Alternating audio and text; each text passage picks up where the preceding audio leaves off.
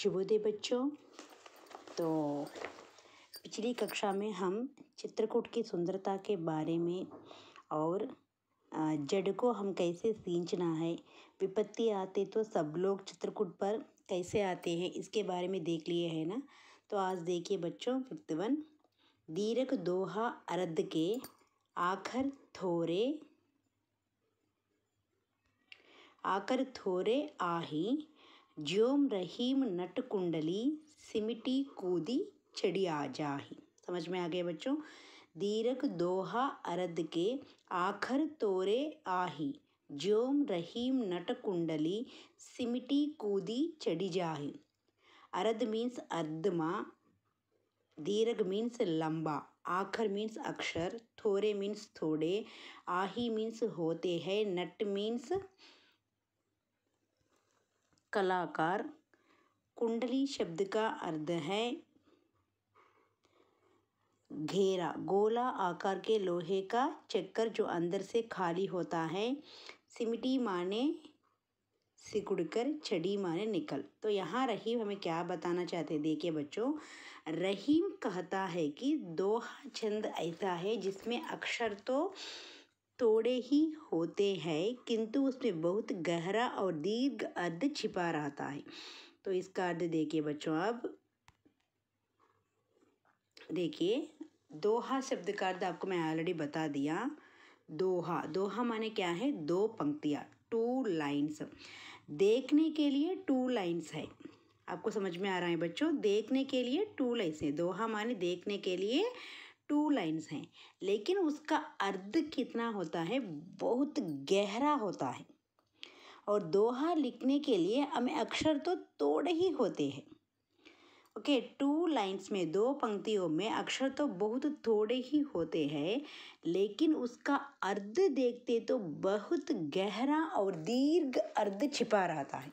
इसका अर्थ क्या है, दोहा देखने के लिए बहुत छोटे होते हैं, लेकिन ये दोहे हमें जीवन भर पालन करने का अर्थ हमें देता है। तो आप कभी भी देखिए, हम कबीर देखे हैं, रहीम देखे हैं, तुलसीदास देखे हैं, कितने भी कवियों के देखिए, दोहे बहुत कम छोटी पंक्तियों में होते हैं, लेकिन उसका अर्थ बहुत गहरे होते हैं। तो उसी प्रकार यहाँ कवि क्या कहा है, रहीम जी क्या कहता है, जिस प्रकार कोई कुशल कलाकार अपने शरीर को सिकोड़कर तंग मुंह वाली कुंडली के बीच में कुशलता पूर्वक निकल जाता है। अब सबको अच्छी तरह मालूम है ना, तंग इरुकुगा उन्ना బిందెలు లాంటివి, ఇరుకుగా ఉన్న గిన్నెలు లాంటివి ఉంటాయి చూసారా అమ్మ మీరు. तो ఆ ఇరుకుగా ఉన్న గిన్నెలు కానీ బిందెలు కానీ ఇరుకుగా ఉన్న ఏ వస్తువుల నుంచి అయినా సరే, గోల్ ఆకార్ గుండ్రంగా ఉన్నటువంటి గుండ్రంగా ఉండి బాగా ఇరుకుగా ఉండి, ఫ్రంట్ భాగం ఇరుకుగా ఉండి లోపల విశాలంగా ఉంటుంది. ఆ ఇరుకు భాగంలో ఉన్న ఏ వస్తువైనా సరే దానిలోకి కుశల్ కళాకార్ అంటే ఒక నేర్పరి వ్యక్తి, ఒక ఆర్టిస్ట్ దాని లోపలికి వెళ్ళి చక్కగా తన బాడీని వయ్యారంగా కుదించుకుంటూ ఆ కుండలీకి బీచ్ మే, ఆ పాటలో నుంచి, ఆ లోపల నుంచి, ఆ బిందె కానివ్వండి ఇంకేదైనా వస్తువు కానివ్వండి, ఆ బిందెలో నుంచి ఎలా అయితే వస్తాడంటే, చూడడానికి ఆ బిందె కూడా చిన్నదిగానే ఉంటుంది, బట్ వయ్యారంగా నీట్గా జాగ్రత్తగా ఆ లోపలి భాగం నుంచి ఎలా అయితే వస్తాడో అదేవిధంగా कुशल दोहाकार ఒక నేర్పరి दोहाकार కూడా सीमित अर्थों में ही, सीमित शब्दों से ही गहरी बात कहा जाता है. చూడండి ఎంత అందమైన ఎగ్జాంపుల్స్ ఇచ్చారో. तो यहाँ देखिए बच्चों, दोहा देखने के लिए बहुत कम होता है, बहुत थोड़े अक्षरों से लिखा जाता है, लेकिन इसका अर्थ तो बहुत गहरा होता है और जीवन भर हम पालन करने की तरह होता है.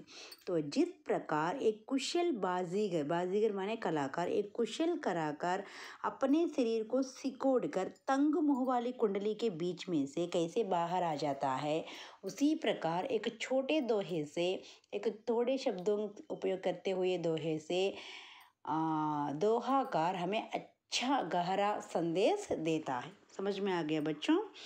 ఒక నేర్పరి అయిన ఒక వ్యక్తి అంటే ఒక కుశల్ ఆర్టిస్ట్, ఒక చిత్ర ఆర్టిస్ట్ తన శరీరాన్ని లోపలికి వంచుకుంటూ ఆ ఇరుకుగా ఉన్నటువంటి ఏ వస్తువులైనా తన శరీరాన్ని లోపలికి ఎలా పంపిస్తాడో, మళ్ళీ అదేవిధంగా ఎలా బయటికి వస్తాడో, అదేవిధంగా దోహ చిన్నదైనా సరే అందులో చాలా అర్థాన్ని మనకి कवि చూపిస్తాడనమాట. तो दोहा देखने के लिए छोटे होते हैं लेकिन अर्थ तो बहुत गहरा होता है. उसी प्रकार एक कलाकार बहुत तंग मुँह वाली इरुकुगा ఉన్న ఏ వస్తువు నుంచైనా उस कुंडली के बीच में किस प्रकार बाहर आ जाता है, उसी प्रकार एक कुशल दोहाकार अपने दोहों को सीमित शब्दों से बहुत बड़ी और गहरी बात हमें कहा जाता है. ये है बच्चों